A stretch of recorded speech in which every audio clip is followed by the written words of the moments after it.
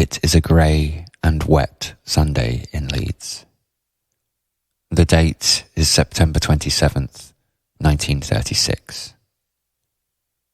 On the headrow, outside the town hall, Oswald Mosley, leader of the British Union of Fascists, inspects the 1,000 or so fellow black shirts ready to parade through the city to Holbeck Moor.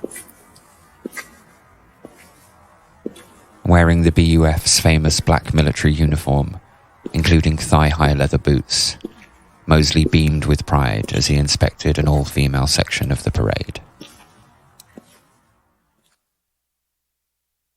By this point in the 1930s, women made up almost a quarter of the British Union of Fascist membership. Many were ex-suffragettes, and the BUF did a great job of appropriating women's rights to further their cause.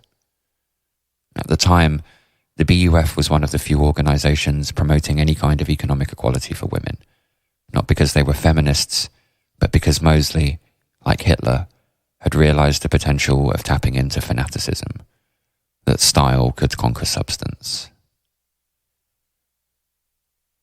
By 1936, the BUF had become increasingly radical, alienating a great deal of the 40,000 members it had recorded in 1934. Following Nazi Germany, the BUF began to embrace violent anti-Semitism. Mosley's initial planned route in Leeds on that grey Sunday was to march the black shirts right through the heart of the city's Jewish neighbourhood, the Leylands. Thankfully, after consulting the Leeds Watch Committee, Assistant Chief Constable Frank Swarby pressured them to change the route. Instead, the 1,000-strong parade of mostly uniformed fascists marched along Headrow, down Briggate, then Meadow Lane, down Dewsbury Road, before turning around and marching back up Tempest Road to Holbeck Moor. Aside from some odd jeering around the town hall, the fascists marched remarkably unopposed through the city, until, that is, they reached Holbeck Moor. Waiting to greet them was a group of no less than 30,000 local people. Whether you call them anti-fascists or communists, they were deeply unhappy about the BUF's presence, particularly Mosley's. As he climbed onto a van to begin his speech, stones and other missiles began flying from the increasingly disgruntled crowd. The police presence was heavy. 4 mounted officers took up position in front of Mosley, yet throughout his speech, he was dodging stones being thrown at him from all directions. People began to be injured, mainly the fascists. The crowd swelled and contorted. Shouts of alarm from many of the women present were clearly audible. The police began to make numerous arrests.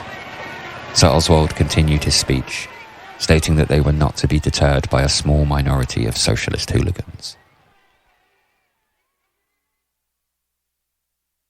I should point out here that Sir Oswald was no knight of the realm. His title was the result of hereditary inheritance, being a baronet. There is no surviving audio from his speech that day, but here is a short clip of a speech he gave in Manchester around the same time. Ladies and gentlemen, this great meeting is gathered here tonight to hear the policy and faith of fascism. If you think the present system of things can really see you through, then it's idle for our new and virile faith of fascism to come to you with a new and revolutionary conception of politics, of economics, and of life itself. We have another doctrine to put before you. And now, at long last, our men of the war, our men of 1914, the grim ranks of our ex-service men, again and again betrayed by politicians. They join hands with the new youth, the new generation, which remembers the mighty past. We say that England is not dead. We say, and I ask you to say with us, lift up your voices in this great meeting in the heart of England. Send to all the world a message. England lives and marches on.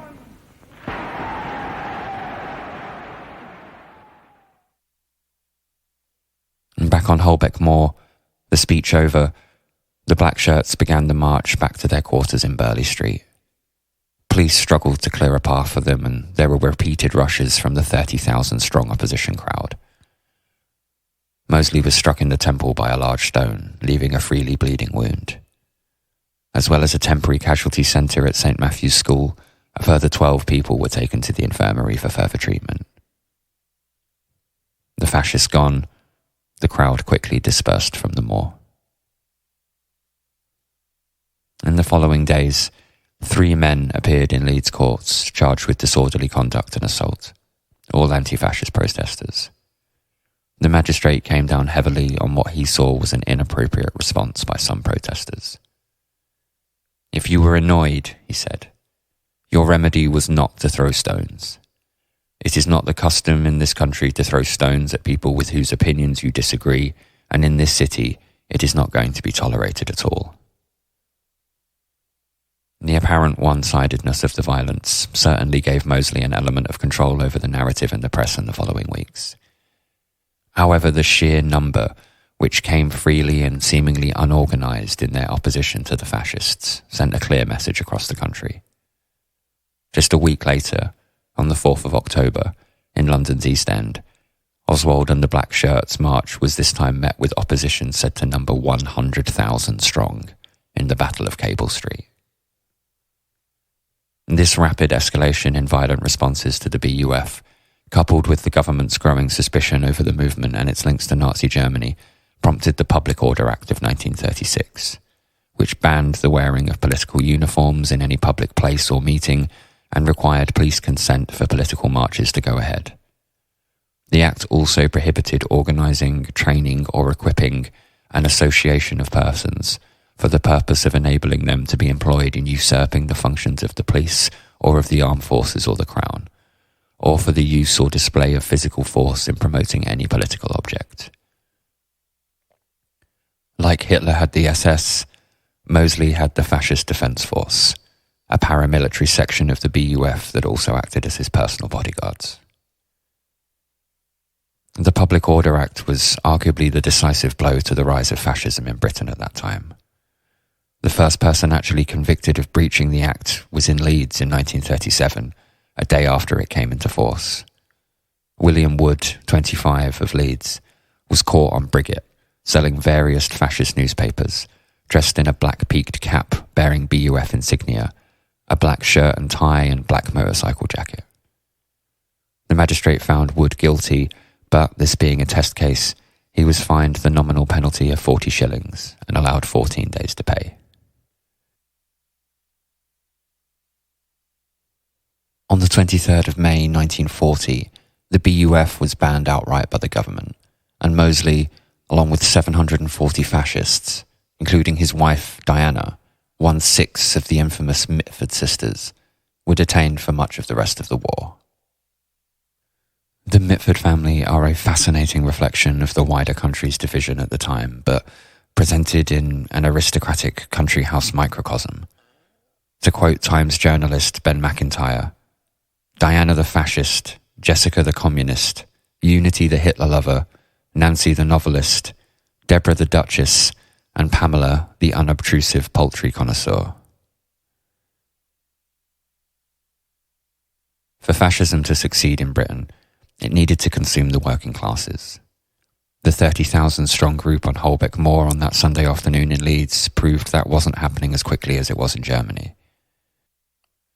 Being forced to abandon paramilitary tactics and uniforms actually improved the BUF's relation with the police and authorities, which in turn started to increase their appeal among traditionally conservative middle-class citizens, who became the party's main base in the years after the Public Order Act was passed. This collided with issues around immigration from British colonies in the post-war years to eventually deliver as bile like Enoch Powell and his Rivers of Blood speech in 1968. And Mosley himself lingered after the war. He formed the Union movement, which called for a single nation state to cover Europe. In the 1950s, he advocated for Africa to be divided into black and white areas. He was also a key pioneer in the emergence of Holocaust denial. He left Britain in 1951 for Orsi, just outside Paris, returning briefly in the wake of the 1958 Notting Hill riots to stand in the 1959 general election on a platform of anti-immigration and forced repatriation of Caribbean migrants and a prohibition on mixed marriages. Mosley, to me, represents a dangerous kind of person. A privileged elite who has decided they know what's best for society and has the resources and ability to suck other people in. It is colossally important that we, the normal working people, remain eternally skeptical of this type of person. They will try to divide us, to turn us on each other, but we are the means of production. We, collectively, have the power. Let nobody turn you against your neighbour, whoever they might be.